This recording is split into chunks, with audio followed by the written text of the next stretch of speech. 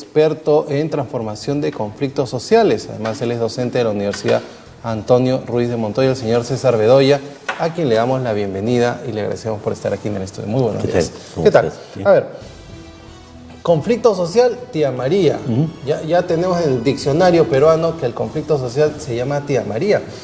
Y sueltan la noticia, pues, de que le otorgan la licencia y no creo que nadie en el gobierno haya sabido de que esto inmediatamente iba a generar conflicto. ¿Qué pasó? Bueno, buenos días y gracias por la invitación. Bueno, hay que primero, creo, considerar que todo conflicto de esta naturaleza es bastante complejo, ¿no? Se cruzan variables de distinta naturaleza, política necesariamente, social, cultural, hay distintas variables, ¿no? De hecho, este conflicto no es nuevo, o sea, desplegado viene ya desde el 2009, tal vez un poco antes. Y entonces, claro, la anotación que haces es interesante, cómo intuyendo que un permiso de esa naturaleza podía desplegar las reacciones que ha desplegado, se lleva a cabo. Yo creo que hubieron presiones de bastante tipo, ¿no? Entonces, el gobierno también tiene una posición bastante complicada porque a él le toca, además de asegurar, garantizar la convivencia de sus ciudadanos, le toca también promover la inversión. Entonces yo creo que en un momento se vio en la encrucijada, ¿no? Podíamos ver los medios el domingo pasado como había tal intensa presión porque el gobierno diera una señal respecto a tía María.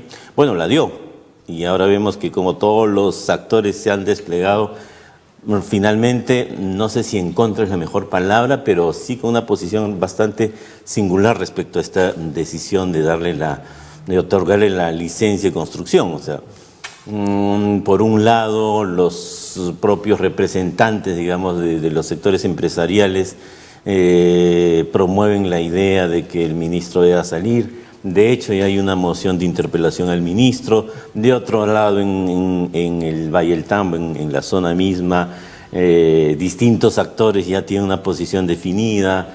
La huelga se inicia la próxima semana. Las autoridades locales, tanto distritales, provinciales como regionales, ya han dicho que el proyecto no va.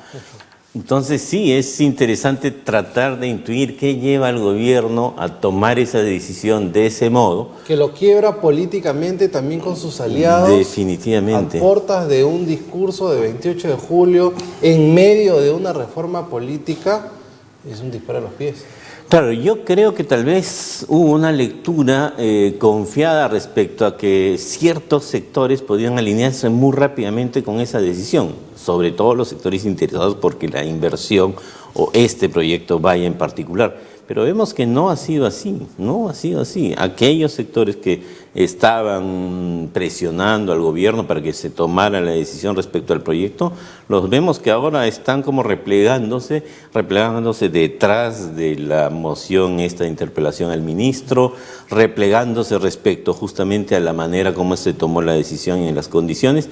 Y vemos, pues es la percepción que tengo del análisis, que el gobierno sí se ha quedado solo respecto a esta coyuntura. Pero seamos más maquiavélicos.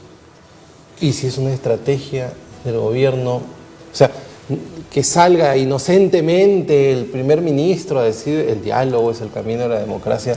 Él es actor, además, ¿no? Entonces, puedo creer que también es una estrategia, ¿no?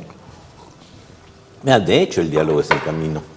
Lo que sí no queda claro es la manera como tomada la decisión. Y considerando que, de hecho, dentro de los actores gubernamentales se tiene mucha información, se cruza mucha información de distinto carácter, o sea, había abiertamente una capacidad como para leer lo que ahí estaba pasando e iba a pasar. Y entonces, sí, lo que llama la atención es cómo, tomada la decisión, lo que tenemos es la invocación, digamos, genérica al instrumento, al medio que llamamos diálogo como manera, digamos, importante para abordar el conflicto, ¿no? Y entonces vemos, por ejemplo, al ministro de Energía y Minas en un reportaje que ha salido en los diarios, en particular creo en Gestión, respecto a que se van a poner en marcha varias mesas de diálogo. O sea, la estrategia de ese lado no queda tan clara también, ¿no? Entonces, hay que esperar que pase el lunes. ¿Y qué camino es el que deberíamos seguir? De hecho, el diálogo. Pero sí debería haber, dada la experiencia que tiene este gobierno en particular y varios anteriores, de enfrentar conflictos de esta naturaleza. Este conflicto no es las Bambas, para comenzar. No. Es un conflicto diferente, mucho más complicado, que partió mal, donde se han tomado medidas muy radicales, donde se detuvieron también a dirigentes que antes habían estado vinculados encima a la compañía minera. La situación es muy complicada. Sí. Además que es más urbano, ¿no? Entonces el bloqueo de la carretera y el cierre del valle pues es inminente. Acá el riesgo ya es el de interrumpir la Panamericana.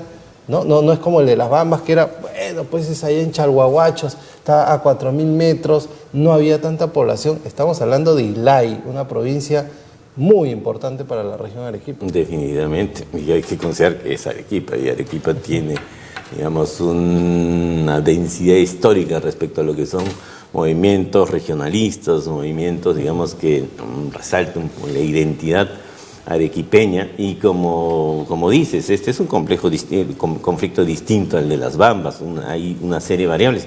De hecho, este conflicto ha tenido en su momento víctimas mortales, 4 personas muertas en una protesta. O sea, hay unos antecedentes bien complejos, ¿no? Y entonces, hasta ahora tenemos una coyuntura, decisiones políticas tomadas al respecto, como por ejemplo, bueno, la misma decisión del gobierno de darle la licencia de construcción, la decisión que se acaba de tomar de interpelar al ministro. Nos vamos a quedar sin ministro. Precisamente, ¿no? Tenemos en el teléfono al congresista Marco Arana para conversar sobre ello. Congresista, muy buenos días, muchas gracias por atender nuestra llamada.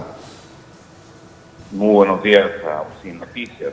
Sí, congresista, sorprendido por esta decisión del gobierno de, primero pues lanzo este tema de la licencia de construcción y de ahí quiero dialogar. Bueno, sorprendido que efectivamente el gobierno de Martín Vizcarra parece que no ha aprendido nada de los conflictos socioambientales que hay en el Perú, ¿no? Como decías a la congresista Lourdes Alcorta en sus redes sociales, ¿qué ha aprendido el señor Vizcarra de lo que ocurrió en la Curva del Diablo y de lo que puede ocurrir en la Curva del Fiscal?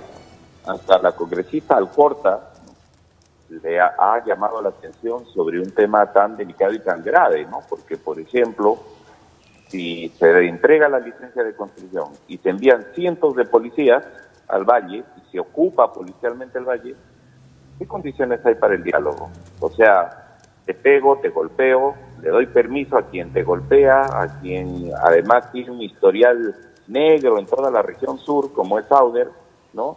Y como han señalado ustedes en el diálogo que están sosteniendo, en un conflicto además que no es nuevo. Este es un conflicto que tiene muchos años. El 2011 hubo una consulta ciudadana en el Valle del Tambo y dijeron que no. El 2004 hubieron conflictos allá y en realidad la imposición y los abusos de Sauder y del gobierno central en el Valle del Tambo han causado 8 muertos a lo largo de estos 11 años. Entonces, en esas condiciones, entregar la licencia de construcción implica que este es un gobierno que no ha aprendido nada. Los conflictos sociales no tienen ni idea de lo que ha hecho, ¿no? Y en ese sentido, como lo hemos señalado claramente ayer, esta licencia de construcción ya nació muerta, ¿no? Y lo que tienen que hacerla es efectivamente anularla. Yo creo que lo que tienen que hacer es efectivamente atendiendo a los reclamos de los alcaldes de la provincia de Islay, atendiendo al llamado del gobernador regional, ¿no? Rectifiquen lo que tienen que rectificar. El presidente Vizcarra le ofreció al gobernador regional, antes de dar la licencia de construcción, de enviar al premier a dialogar en la zona, y lo que hizo es todo lo contrario.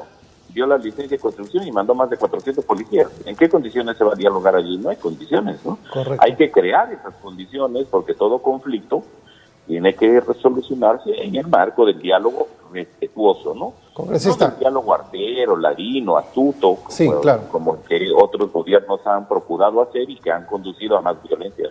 Congresista, ahora, se viene una interpelación al ministro de Energía y Minas y se viene también unas fiestas patrias en el marco de una reforma política. Esto significa, congresista, que ustedes van a encapsular el tema Tía María sentando su posición, la cual es coherente con la que ustedes han tenido durante toda su vida pública, pero ¿esto va a afectar la relación, la buena relación que ustedes tienen con el gobierno? Bueno, nuestra relación con el gobierno y con otras fuerzas políticas es una relación de oposición, ¿no? Respetuosa, ciertamente, en el marco de la ley y de las reglas de la política, pero nosotros no tenemos ningún favor ni con empresas mineras, ni con el Ejecutivo, ni con ninguna otra fuerza política. Nosotros nos debemos al mandato de nuestros electores. Nosotros nos debemos a nuestro ideario y nuestro programa. Nosotros dijimos, ¿queremos justicia ambiental en el Perú? Sí. ¿Queremos nuevas leyes y nuevas reglas en el marco de una nueva constitución? Sí.